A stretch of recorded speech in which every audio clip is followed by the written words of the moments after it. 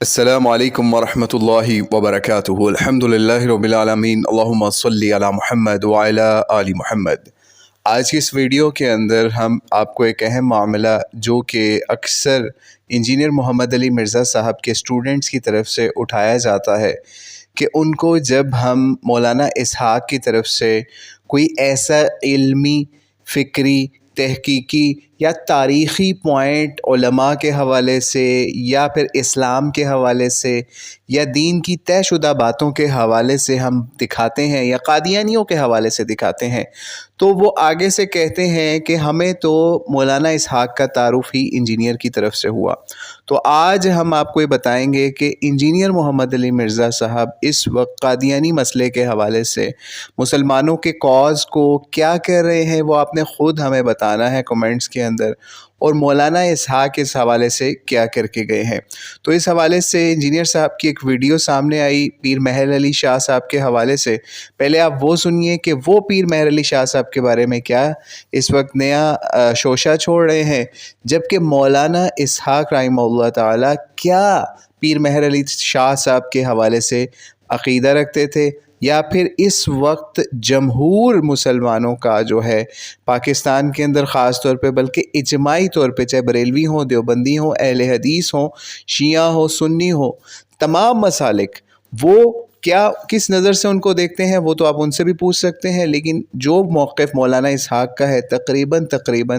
تمام اس وقت پاکستان کے اندر رہنے والی مسلمانوں کی امت کا وہی موقف ہے۔ تو پہلے مرزا صاحب کا موقف سنیے پیر مہر علی شاہ صاحب کے حوالے سے، کس طرح انہوں نے ان کو قادیانی مسئلے کے حوالے سے ڈائلیوٹ کرنے کی کوشش کی، پھر مولانا اسحاق کا موقف سن کے ہم اس ویڈیو کو اینڈ کرتے ہیں۔ اور ایک چیز ذہن میں رکھ کے ویڈیو سنیے گا کہ مرزا صاحب اس میں کہیں گے کہ قادیانیوں نے جو میٹیریل ان کو پرووائڈ کیا، یعنی یہ قادیانی راویوں کے اوپر کتنا بلائنڈ فیتھ کرتے ہیں، وہ بھی ذرا ملاحظہ کیجئے۔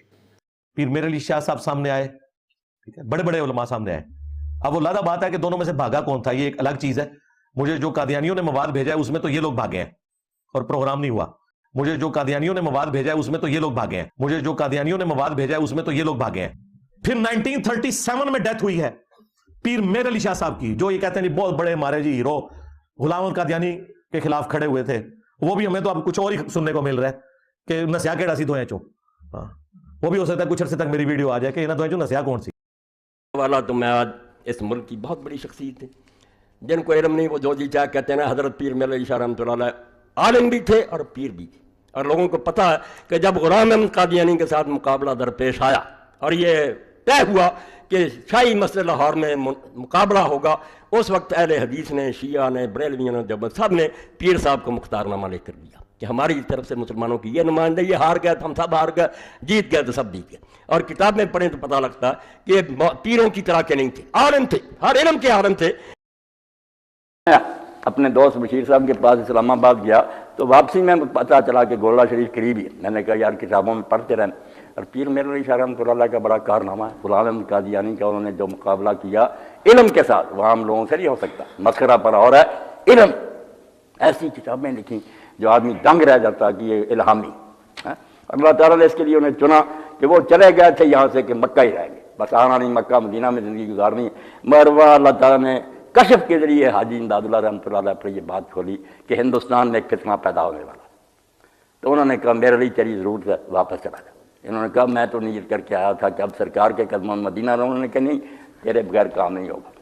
پھر آ گئے، بڑی کتابیں لکھی، شمس الہدایہ اور سیف الاشتیائی وغیرہ پڑھنے لگے۔ تو میں نے کہا دیکھا اللہ رسول نے صحیح بخاری چا کیا بورا روایت کر دے کہ جن میرے ولی نال دشمنی کی تھی میں وہ اعلان جنگ کر دینا، اللہ اعلان جنگ کر دینا۔ انہوں کا رہندا کھ نہیں، اس دنیا چ بھی ذلیل و رسوا ہوندے، آخرت بھی ہوندے۔ دنیا چ ایسی رسوائی ہوئی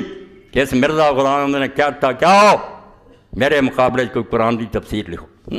عربی چ لکھنی ہے، اور آ 3 بندے سالس ہون گے ایک قسم کھا کے کہہ دیں مسلمان عالم کی کہڑی تفسیر عالم،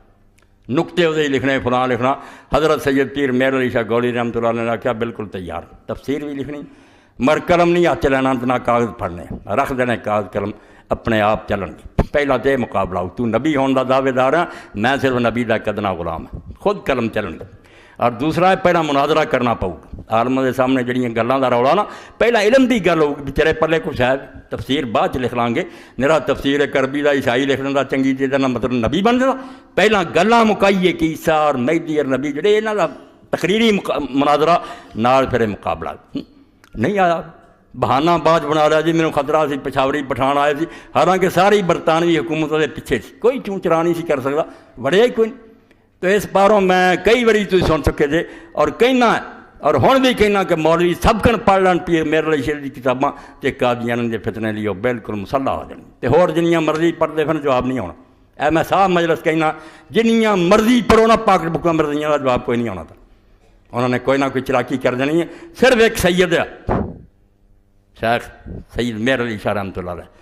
سیف چشتیائی اور شمس الہدا مگر پڑھنیاں سب کا نہ پڑھنیاں تو انہوں اردو میں دے دیں تو مولویاں نوں دے دو جب پڑھ کے سمجھ جان گے مینوں پوچھ لیا